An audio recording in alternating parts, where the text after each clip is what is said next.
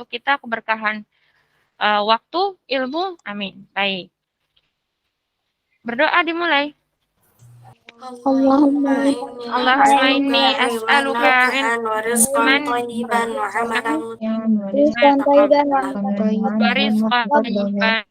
mutaqabbalan. Baik, amin. Rabbi zidni ilma warzuqni fahma. Amin ya Allah yang jelas. Siap. Oke, mudah-mudahan layarnya sudah terlihat, suaranya juga mudah-mudahan aman terdengarnya ya. Bismillah. Jadi ini pekan lalu kita sudah belajar tentang kalor ya. Kalor dan perubahannya ya, perubahannya pada suhu dan wujud benda. Jadi pengaruhnya kalor itu apa sih gitu ya. Kalor itu bisa dibahasakan secara sederhananya energi panas. Energi panas yang ada pada suatu benda, bukan hanya benda ya, kita juga manusia punya kalor, punya energi panas.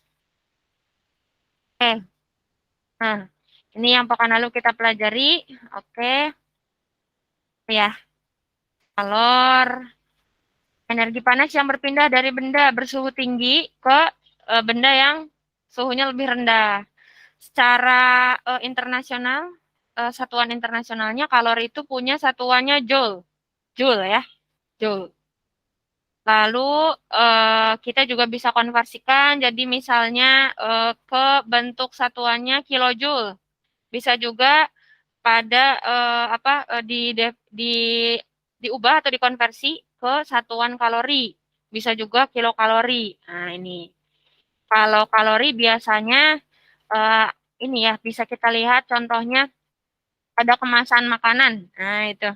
Kemasan makanan. Ini ya. Sip. 1 kalori adalah jumlah energi panas yang dibutuhkan untuk menaikkan suhu 1 gram air hingga naik sebesar 1 derajat Celcius. Misalnya 1 gram air dari suhunya 30 derajat, suhu ruang naik ke 31 derajat. Nah, itu 1 kalori gitu ya hitungannya maksudnya. 1 kalori itu dikonversikan menjadi 4,184 Joule. Nah, sering juga dibulatkan jadi 4,2 gitu ya. Ini yang pekan lalu.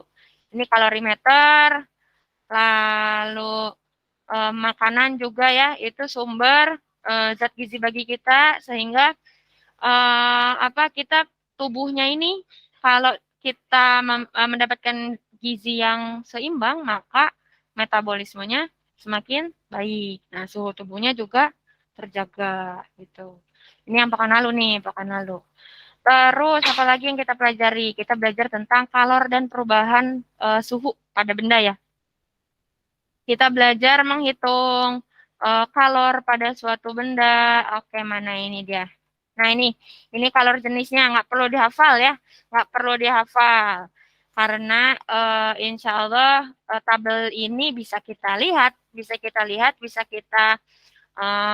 gunakan tanpa harus menghafalkan satu persatu kalor jenis benda. Karena sangat banyak ya kalau kita hafalkan. Oke. Lalu ini dia rumus untuk menghitung kalor yang diperlukan untuk kenaikan suhu atau penurunan suhu suatu benda. Oke. Contohnya, misalnya kalau kita punya air, ini air ya, kalornya itu, oke, ini nomor 1, kita skip dulu bentar, kita nah ini contoh 2 dulu aja. Oke, ada air, masanya 2 kilogram, masanya 2 kilogram, suhunya berubah dari 30 derajat Celcius sampai 100 derajat Celcius. Nah, kita mau hitung kalornya itu berapa sih yang dibutuhkan untuk memanaskan si 2 kg air ini. Nah, kita bisa gunakan rumus Q sama dengan M, itu masanya. C itu kalor jenisnya, nggak perlu dihafal. Lalu dikali delta T-nya. Delta T-nya berarti perubahan suhunya. Itu yang kita pelajari pekan lalu, masih ingat ya? Masih ingat, masih ingat? Bu. Oke, masih ingat. Ada temannya yang bertanya di apa tuh? Sebentar di buku ini. Bukunya silakan dibuka di halaman mana ya, temennya ada yang bertanya. Di halaman 110 itu ya. Berikut adalah grafik panjang sebatang logam katanya terhadap suhunya halaman 110. Nah, ini sangat disayangkan ada kesalahan sedikit di soalnya ya. Ini di modul kalian. Sedikit jadi suhu akhirnya itu belum diketahui gitu, sangat disayangkan. Ini hanya ada suhu awalnya 0 derajat, suhu akhirnya belum diketahui. Nah, itu yang kurang ya. Kemarin pertanyaannya beberapa temannya bertanya ke Bu Ayu tapi belum Bu Ayu bahas. Nah, ini jadinya kita belum bisa menyelesaikan secara langsung. Kenapa? Karena harusnya ada suhu di akhirnya. Gitu. Oke, kita boleh deh kita coba bahas yang ini dulu bentar ya sebelum masuk ke materi selanjutnya yang hari ini. Bismillah. Page after. Nah, di sini aja kita bahas. Bismillahirrahmanirrahim. Bu Ayu mulai dari halaman 110 nomor 7. Nomor 7 gitu ya. Jadi ada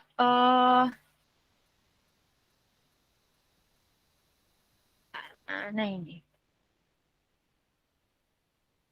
Ini. Ada grafik. Nah, ini grafiknya. Kita gambar aja. Grafiknya kayak gini. Ini grafiknya namanya grafik yang linear. Seperti ini. Nah, lebih seperti itu ya. Ininya apanya Bu? Nggak masalah. Ini tuh maksudnya suhunya langsung loncat ke 100 derajat Celcius karena kita nggak tuliskan dari 0 derajat gitu maksudnya. Nggak masalah. Nah, ini 100. Skalanya kurang lebih sama ya. Dari 100,00 habis itu naiknya ini 100,00 suhunya masih 0 derajat.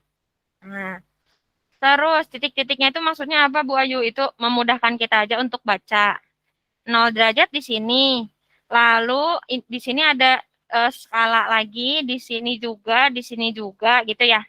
Nah, ini kenapa dikasih tanda panah, Bu? Kenapa dikasih tanda panah? Karena suhunya bisa naik terus ya. Suhunya bisa naik terus. Oke. Lalu apa panjang logamnya juga bisa naik terus. Ini tuh panjang logam ya, panjang. Oke. Ini panjang logamnya. Jadi cara bacanya gini. Saat di 0 derajat di sini itu 100. Oke. Sekarang kalau di sini kita belum tahu suhunya berapa, kita kasih titik-titik gitu kan. Kasih titik-titik. Nyambungnya kemana nih? Dari sini kita tarik ke sini lagi. Berapa Bu? 100,06 cm ya. Dia nggak bilang juga ini satuannya apa. Sentimeter biasanya ya.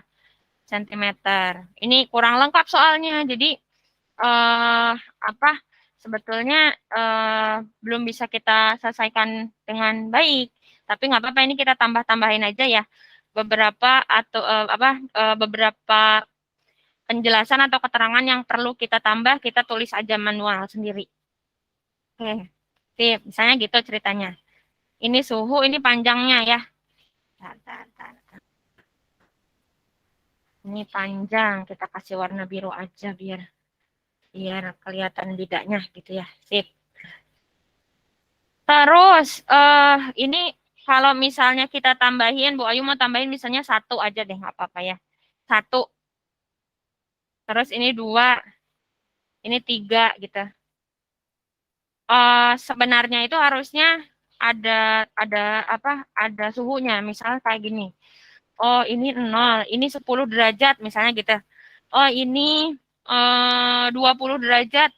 Oh, ini 30 derajat gitu. Harusnya kayak gitu. Tapi di soalnya ini ternyata nggak ada gitu ya. Jadi paham ya, ternyata ini kurang lengkap soalnya. Gitu.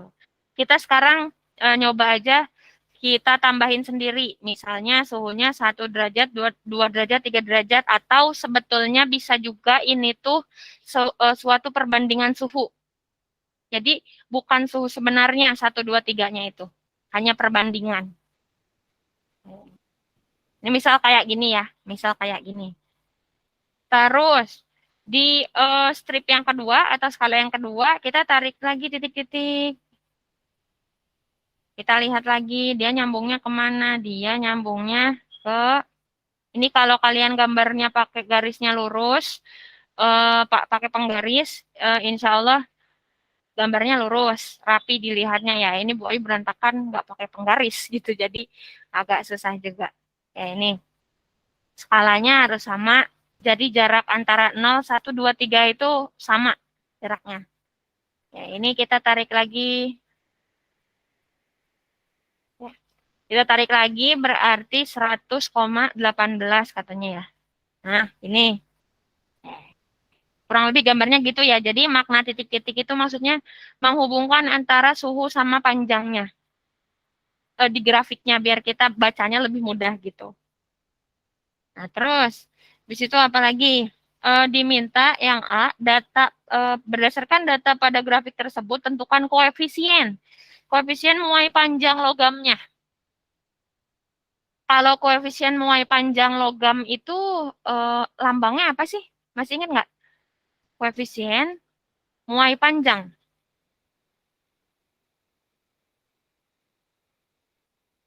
Masih ingat? Oke. Oke, yaudah coba gini aja. Dibuka kembali bukunya. Oke, modulnya dibuka lagi. Coba tuliskan rumus untuk menghitung ini koefisien saat pertambahan muai panjang benda. Alfa sama dengan apa? Alfa sama dengan apa katanya? Di halaman 105. Wah, Bu Ayu seperti ngobrol sendiri nih. Di halaman 105, boleh, silakan. Dibacakan aja, nggak apa-apa. Alfa sama dengan? Delta. Alfa. Koefisien muai panjang. Betul. Alfa sama dengan apa katanya? Delta alfa sama koefisien. Delta L. L per suhu panjang awal L0 awal kali perubahan. Betul. Ini di halaman 105 ya. Jadi alfa itu koefisiennya muai panjang. Nah, ini yang ditanya. Delta L itu pertambahan panjangnya, betul nggak? Pertambahan panjang. L0 apa L0? L itu apa? Length. Panjang awal. Panjang awal. Delta T itu apa? Perubahan suhu. Suhu akhir kurang suhu. Nah, suhu awal kurang suhu akhir. Nah, kalau udah kayak gini, insya Allah mudah. Kan yang ditanya koefisien muai panjang, berarti alfa ya. Oke, ya udah kita tulis saja dulu biar nggak lupa. Alfa sama dengan koefisien muai panjang. Ini Bu Ayu singkat ya tulisnya ya. Koefisien muai panjang. Delta L itu apa tadi? Perubahan panjang. Apa? Perubahan panjang. Panjang. L itu length, gitu aja ingatnya ya. L0 apa L0? Panjang awal. Panjang awal. Panjang awal. Oke. Delta T. Perubahan suhu. Perubahan suhu, temperature ya. Perubahan suhu. Oke. Nah, ini ya. Kita kasih keterangannya warna merah kali ya biar ngejreng. Oke. Kita kasih warna merah. Kejauhan. Mana tadi? Nah, ini dia. Kejauhan.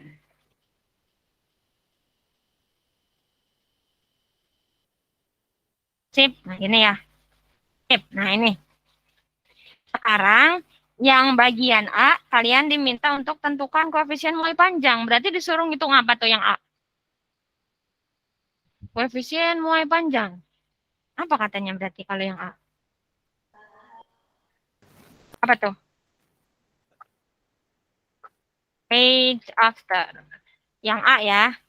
Hitung koefisien muai panjang. Koefisien muai panjang logam.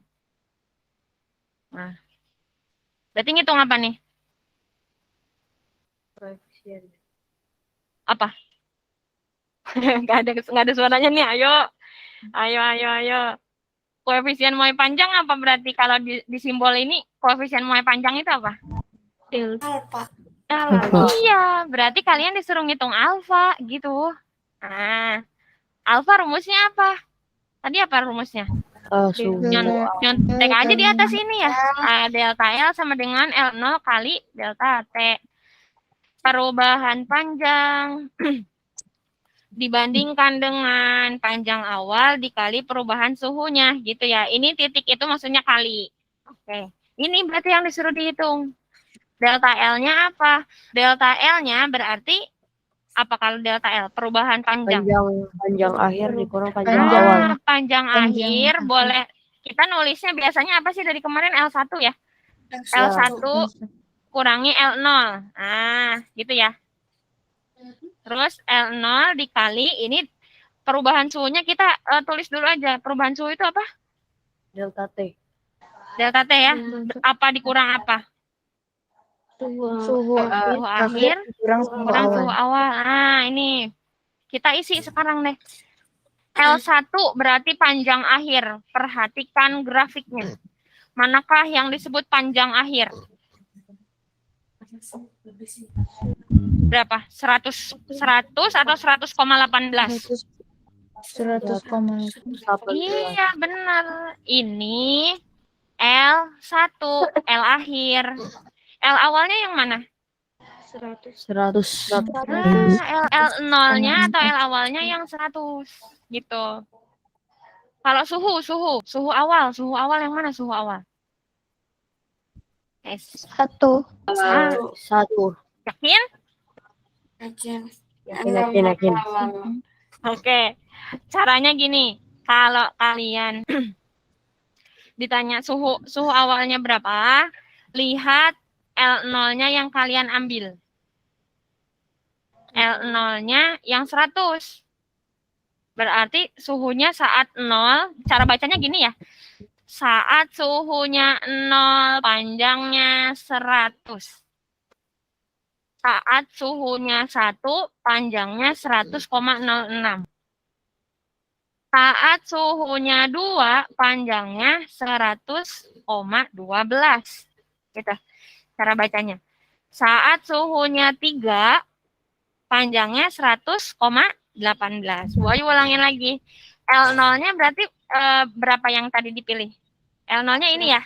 Berarti suhunya berapa saat 100? Panjangnya 100 cm, suhunya berapa? 0. Iya, T0-nya di sini gitu.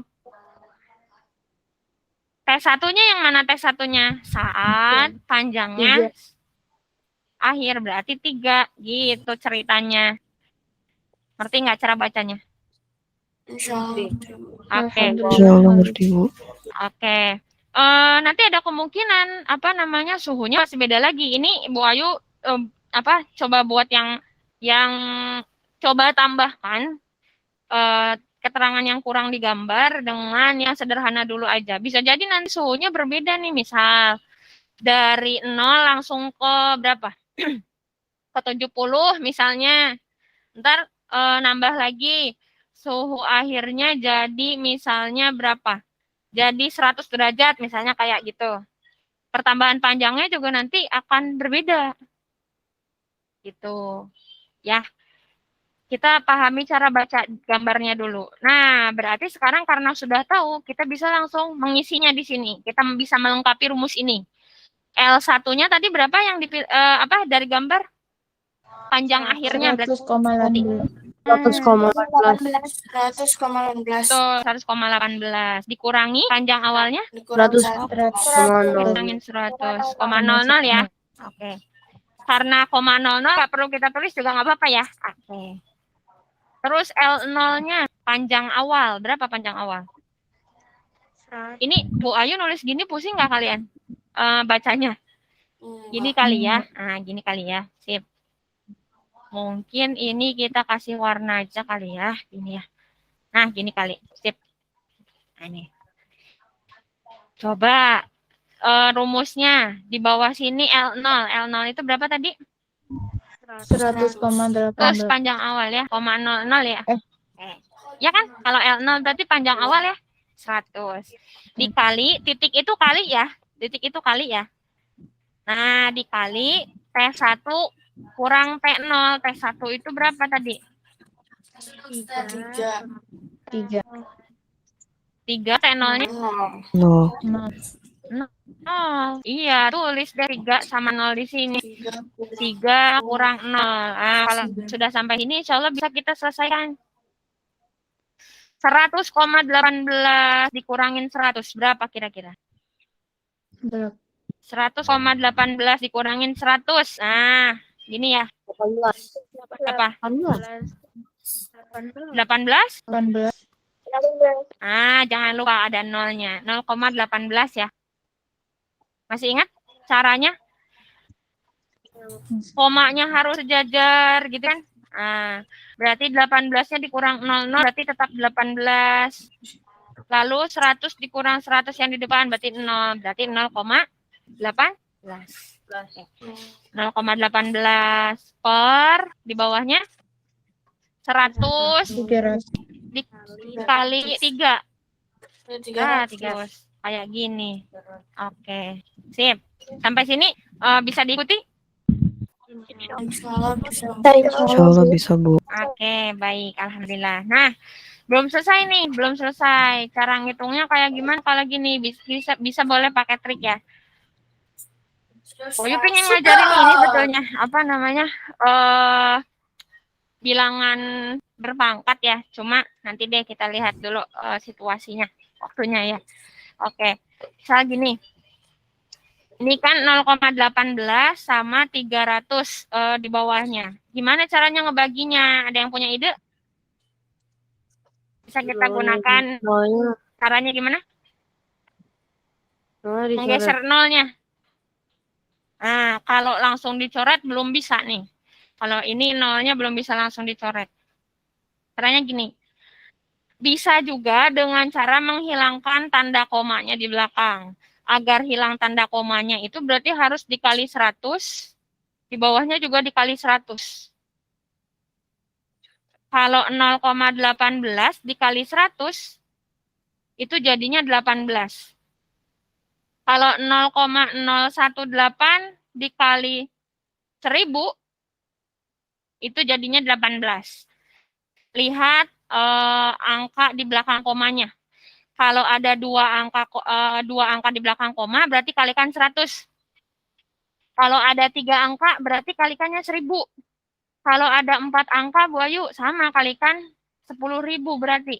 Itu ya, cara menghilangkan desimal itu seperti itu. Nah, gini. Ini notes aja. Barangkali butuh. Ya. Nah, ceritanya kita mau hilangkan 2 angka di belakang koma yang ini. Nah, ya, berarti dikalinya 100. Biar jadi berapa, Bu? Biar jadi 18 per berapa nih kalau 300 dikali 100? 3 kali 1, 3, betul. Nolnya ada berapa? Ada 4 ya? Nah, berarti 30.000. Sip. Nah, sampai sini oke nggak? Oke, Bu. Ya. Nah, berarti sekarang sudah boleh dicoret juga nih. 18 dibagi 3. Berapa 18 bagi 3?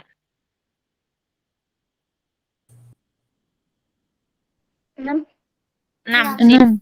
6 per 10.000. Bisa difahami nggak kenapa 6 per 10.000? Ini disederhanakan pecahannya. Coret-coret. 6 per 10.000 berarti kalau diubah jadi desimal gimana, Bu Ayu? 0, di belakang nolnya ada berapa? 3. 3. 3. ini maksudnya 10.000-nya nolnya ada apa? Ada 4. Berarti nanti di belakang koma ini akan ada 4 angka desimal seperti ini. Gitu. Masih ingat nggak kalau 0,006 itu berarti kalau diubah ke pecahan 6 per 10.000 gitu kan ya? 10.000. Masih ingat nggak? Sip, bagus. Gitu. Berarti alfanya itu 0,0006. Satuannya apa satuannya? Masih ingat nggak satuannya? Sentimeter. Sentimeter. Apa tuh? Koefisien muai panjang. Atasnya perubahan panjang. Bawahnya panjang awal dikali perubahan suhu. Makanya jadinya begini per derajat Celcius. Satuannya begini memang. Jadi 0,000-nya 3 kali ya, 6 per derajat Celcius. Nah, ini yang diminta. Gitu ceritanya. Bisa diikutin nggak atau masih bingung? Oke. Yang B, dari hasil perhitunganmu katanya kemungkinan besar jenis logamnya apa? Nah, kalau kita lihat di tabel halaman berapa ini? Yang tabel yang tadi ya? Mana ya? Oh, kita geser ke atas aja. Tabel yang tadi. Mana tabel yang tadi? Nah, ini. Ada nggak yang ukurannya 0,0006? Nggak ada. Nggak ada ya? Oh, ini bentar. Salah-salah. Ini skala jenis. Mana ya? Oh, nggak dicantumkan. Nggak ada ya? Tidak dicantumkan. Oke, nggak dicantumkan. Di halaman berapa ya tabel 1.1 itu adanya di halaman 104. Coba temennya udah ada yang ketemu nih 104. Ada nggak yang jawabannya sesuai? Kita kan 0,006 tadi berhitung ya. Ada nggak yang sesuai dengan di tabel itu? Nggak ada, Bu. Nggak ada, Bu. Ada ya? Ada, Bu. Ada. Nah, itu dia. Karena kemungkinan besar ini gambarnya kurang tepat gitu. Karena ada bagian yang hilang. Tadi suhunya. Kita nggak tahu nih suhunya sebetulnya berapa. Bukan 1, 2, 3 sebetulnya itu. Gitu. Ya. Kalau misalnya nih, hasil akhirnya 0,0005 kali terus 9. Berarti 9 per berapa tuh? Per 1 juta. Wah, itu berarti kemungkinan besar adalah kaca biasa. Gitu. Kalau misalnya alfanya ini pas kita udah hitung, ternyata 0, berapa? Tanya ya. 0,00026 per derajat Celcius. Kira-kira itu logamnya apa? Di halaman 104. 0,00026. Apa? Aluminium. Iya, aluminium. Gitu ya. Maksudnya begitu ya. Bu Ayu nggak tahu nih nanti kalau di soal apakah akan ada yang seperti ini. Karena kan Bu Ayu ulangi lagi yang membuat soal itu tim. Jadi bisa jadi ada juga yang kalau misalnya pas bukan Bu Ayu yang bikin soal gitu kan ya. Jadinya nggak bisa kasih tahu duluan tipe soalnya kayak gimana. Nah, kalau ada yang tipe soalnya seperti ini, berarti kalian kalau IPA kan bisa open book ya, lihat tabelnya gitu. Oh, sesuaikan dengan tabelnya. Yang aku dapatkan segini, ada nggak ya di tabelnya gitu. Kalau ada yang sesuai berarti ya jawabannya insya Allah benar. Ini aluminium. Oke. Kalau segini. Nah, kalau bukan ya beda lagi. Oke, sip. Baik. Ada yang mau tanya sepertinya? Coba itu Gadiza, silakan. Bu, kata Ibu tadi kalau ujian boleh open book kan, Bu? Kalau IPA misalnya betul, kuis, kalau IPA betul. Oh iya, kalau kuis ya. Wah, Bu Ayu harus tanyakan dulu ya, pastinya seperti apa ya kalau kuis ya. Kalau untuk ujian boleh open book. Kalau kuis nanti Boy perlu sampaikan dulu ya, karena kalau tutor kan hanya mengikuti instruksi, dibolehkan atau tidak gitu ya. Tapi kalau untuk ujian IPA, nah, yang sifatnya literasi itu boleh open book.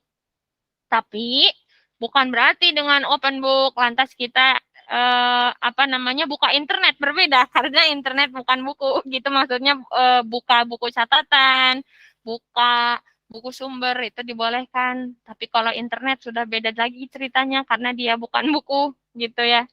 Kalau internet wah banyak bahayanya gitu. Kalau kita nggak pintar menggunakannya bahayanya banyak sekali. Oke, sip. Sampai sini paham ya? Yang pekan lalu. Paham, Bu. Oke, sip. Alhamdulillah. Nah, ini dia. Mau jelaskan dulu kalor dan perubahan wujud benda. Jadi, kalor dan perubahan wujud benda itu sangat berkaitan. Kenapa? Karena kalor atau energi panas bisa mengubah wujud suatu benda. Ada perubahan yang memerlukan kalor, ada juga yang melepas kalor. Nah, kalau yang memerlukan kalor berarti dia itu contohnya proses untuk mencair. Jadi es batu kita biasanya kalau mau cepat dia agar cepat mencairnya, disimpannya bukan hanya di suhu ruang, bahkan kita coba didihkan gitu ya.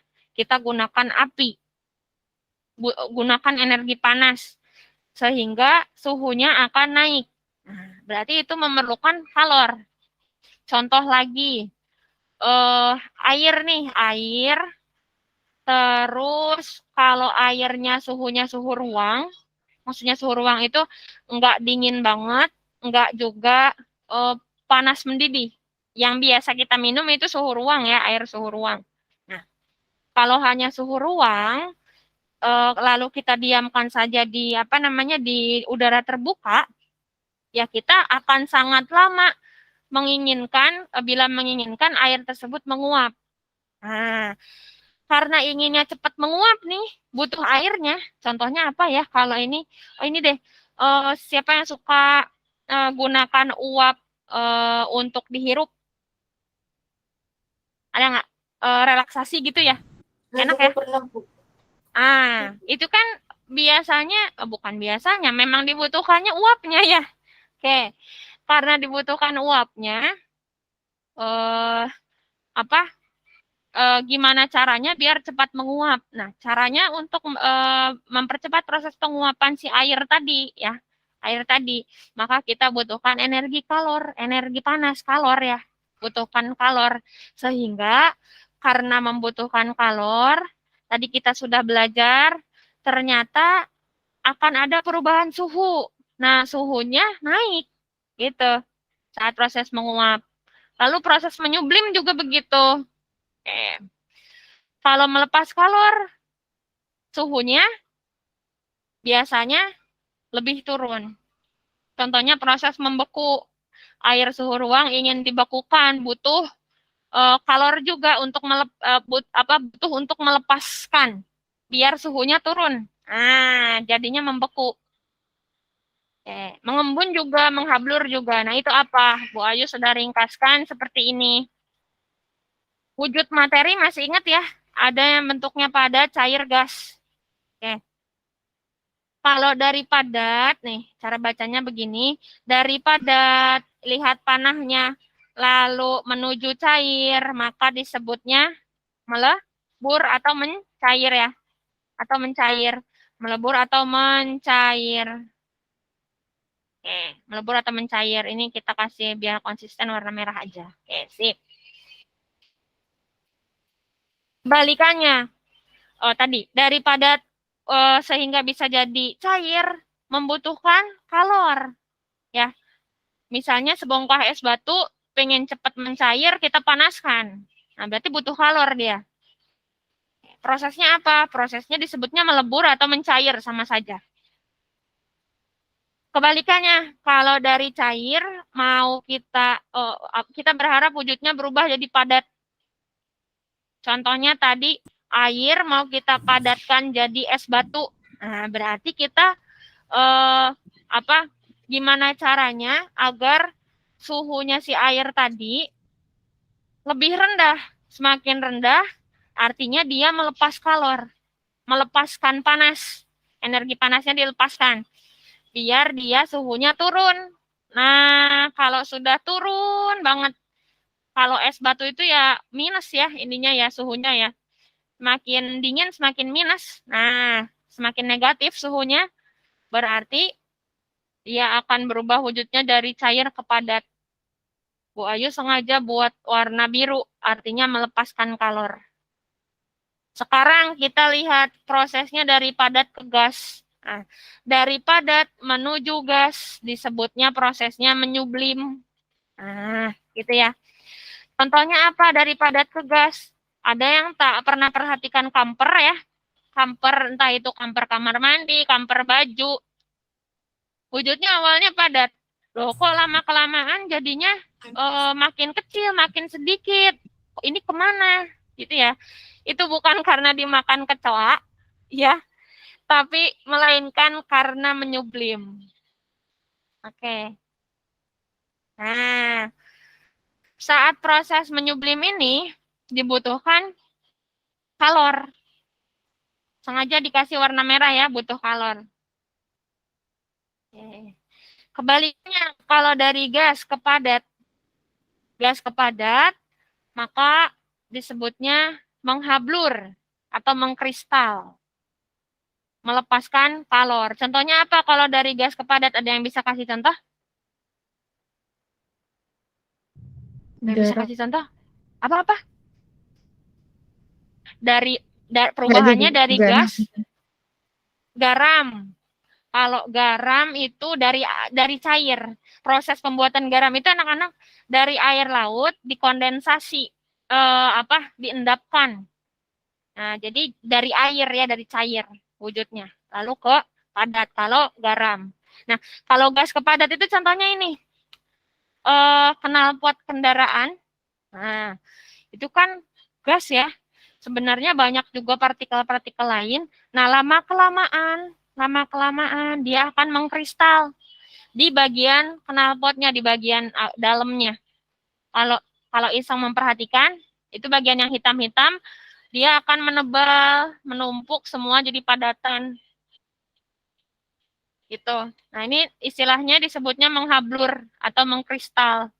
Nah, menghablur atau mengkristal ini melepaskan kalor.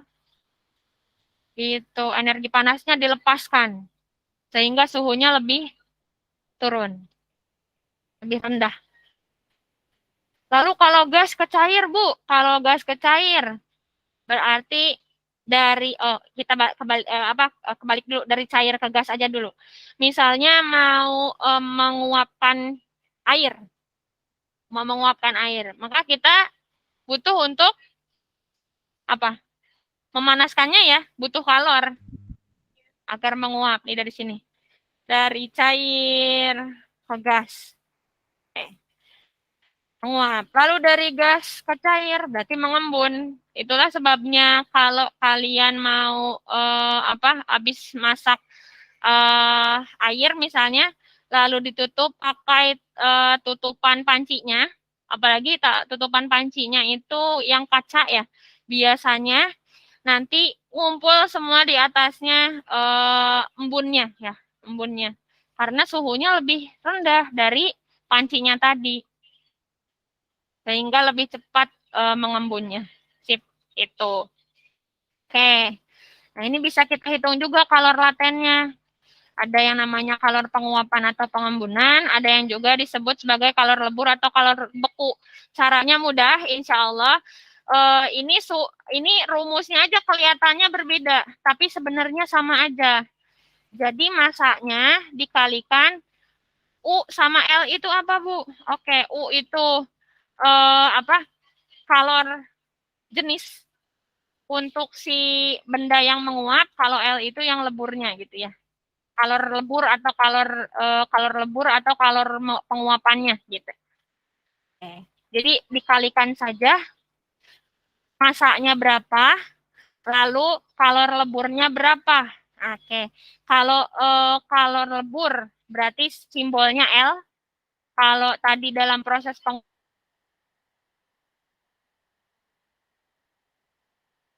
dikalikan kalor leburnya atau kalor bekunya atau kalor saat menguapnya gitu ya. Kalor leburnya. Nah, ini dia. Contohnya kayak gini. Jadi hanya tinggal dikalikan, insya Allah mudah. Masanya kilogram, lalu kalor leburnya tadi sudah dalam satuan Joule per kilogram sudah ada di keterangan soal. Tinggal masanya saja yang kita perhatikan ubahnya ke dalam kilogram, begitu. Ini di buku juga beberapa contoh sudah ada ya. Nah ini nih yang Bu Ayu ingin ajarkan, tapi insya Allah nanti mudah-mudahan di pekan berikutnya atau pertemuan berikutnya ya. Oke. Sip. Gitu. Lalu apa lagi nih? Sebentar. Kalau hari ini bahasanya nggak ada hitungan-hitungan.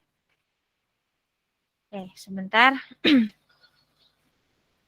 Dikit doang ya kalau hari ini ya. Sebentar. Nah ini, kalau hari ini kita bahasnya tentang perpindahan kalor.